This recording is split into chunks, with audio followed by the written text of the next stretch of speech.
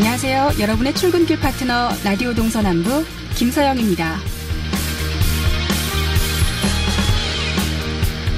규제 없이 혁신 기술을 테스트할 수 있는 지역 규제 자유특구.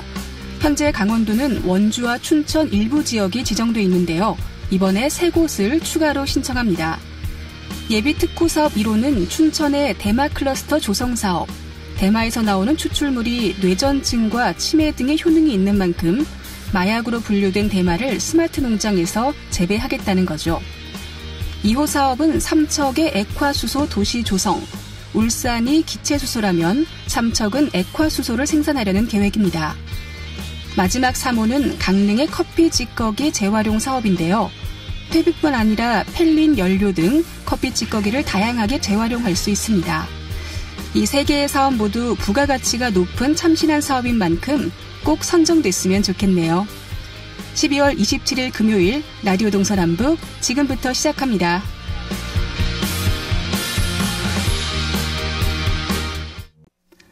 네, 라디오 동서남북 오늘도 아침 신문으로 시작합니다.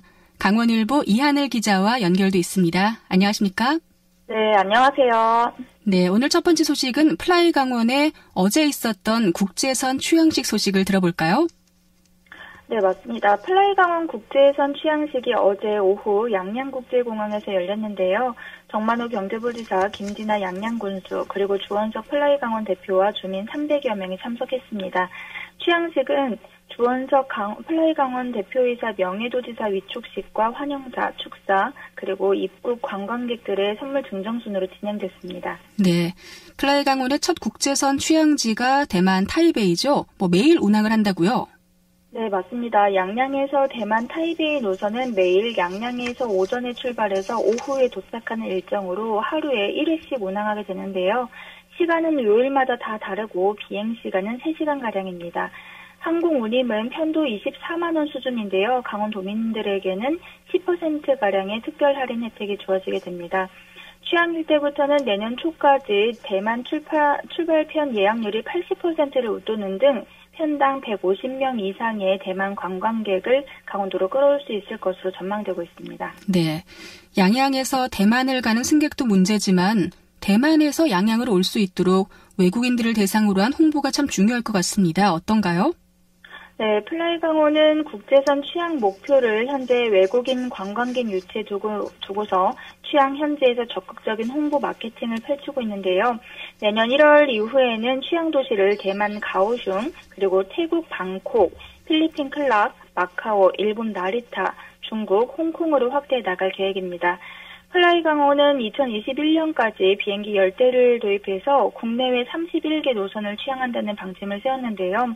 현재 4, 5기까지는 단일 기종으로 계약 체결을 완료한 것으로 알려졌고 10호기부터는 중형기 도입을 검토하고 있는 것으로 전해졌습니다. 조원석 플라이 강원 대표는 플라이 강원은 인바운드 수요 창출이라는 본연의 사업 목적에 충실하기 위해서 취항 초기에 대만에 있는 수요에 집중하고 있다고 설명을 했는데요. 내년 1월 초부터 한 달가량 강원도민들을 위한 할인 이벤트도 진행할 계획이니 많은 관심을 부탁드렸습니다. 네. 자, 다음 소식은 연말 송년회 얘기인데요. 특히 학교 동문회 같은 경우는 회장직을 넘겨줄 만한 인물이 나타나지 않아서 고민이 커지고 있다고 하는데 어떤 얘기인가요? 네, 일부 학교의 동문회가 극심한 회장 구인난을 겪고 있습니다. 동문회장 자리가 개인의 인지도를 높이고 정치권으로 가는 등용문으로 여겨지면서 아주 치열한 경쟁까지 펼쳤었던 과거와는 달리 순수한 봉사를 위한 자리로 성격이 변한 데다가 어려운 경제 상황까지 겹치면서 동문회마다 회장 찾기에 애를 먹고 있는 상황인데요.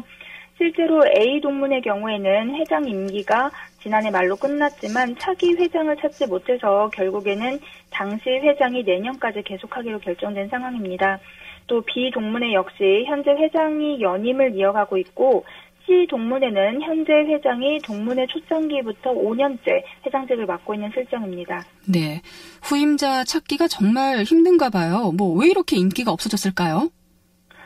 예를 들어서 D 동문회의 경우에는 차기 동문회장을 하겠다는 사람이 없어서 현재 회장이 2년 임기가 끝난 후에도 계속 회장직을 맡다가 다행히도 1년 만에 후임자를 찾았다고 하는데요.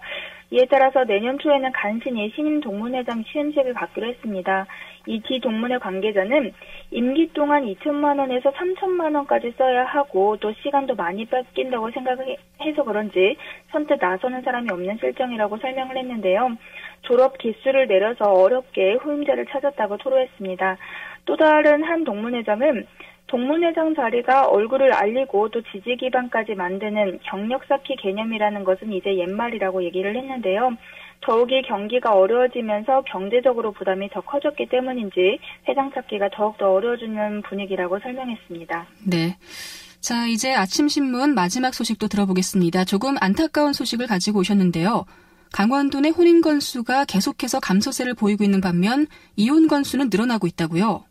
네, 맞습니다. 통계청이 어제 발표한 10월 인구 동향에 따르면 지난 10월 도내 혼인 건수는 602건으로 전년 동월 대비 3%가량 감소했습니다. 1월부터 10월까지의 누계의 혼인 건수는 5,400건으로 지난해 같은 기간보다 3.5% 감소했는데요. 누계 혼인 건수는 지난해 1월 이후에 21개월 동안 연속 감소세에 있습니다. 강원 지역의 1월부터 10월까지의 누계 출생아 수는 6,998명으로 지난해 같은 기간보다 177명이 줄어들었고 19개월 연속 감소세를 보이고 있습니다. 또 반면에 이혼 건수는 19개월 연속으로 증가하고 있는데요. 1월부터 10월까지의 누계 이혼 건수는 3,013건으로 전년 대비 148건, 5.2%가 늘어났습니다. 도내 이혼 건수는 올해 1월부터 3월까지는 평균 22.5%의 증가율을 보였습니다. 이렇게 혼인이 줄어들다 보니까 상권까지 바뀌고 있다는데 어떤 얘기인가요? 네, 맞습니다. 결혼에 따른 이 상권의 변화도 굉장히 달라지고 있는데요. 국세청에 따르면 지난 9월 기준으로 도내 예식장 사업자 수는 40명으로 전년 대비 7%가 감소를 했고 결혼상담소 사업자 수도 16%나 감소했습니다. 가구점도 결혼이나 입학 특수가 사라지면서 감소세에 접어든 상황인데요. 또 여성가족연구원이 지난해 도내 25세부터 39세의 성인 1,200명을 대상으로 한 결혼과 출산 인식조사에 따르면 미혼 응답자의 13.8%는 결혼 생각이 없다고 답했고 기혼 응답자의 45%는 결혼을 하더라도 반드시 아이를 가질 필요가 없다고 답했습니다. 그리고 결혼의 장애 요인 1위는 주택 문제였고 자녀 출산 시 부담 1위는 양육과 교육비였습니다. 네. 자, 오늘 아침 신문은 여기서 마무리를 하겠습니다. 이하늘 기자 고맙습니다. 네, 감사합니다.